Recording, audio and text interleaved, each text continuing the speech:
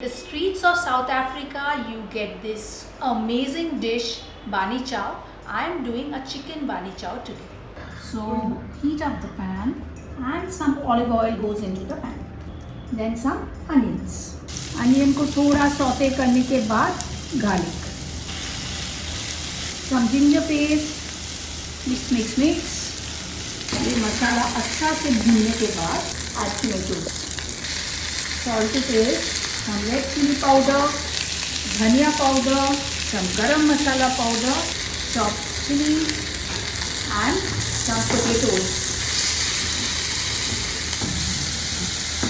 इसमें मिला देते हैं चिकन और ये सब मिलाने के बाद I'm going to add a little bit of water, cover it and cook.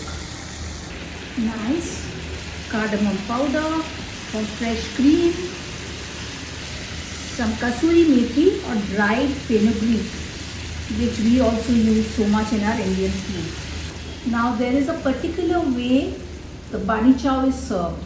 There are loaves of bread which you scoop out to make space for the curry, and it is served like that. And each person gets their piece of pav with the curry and eat it.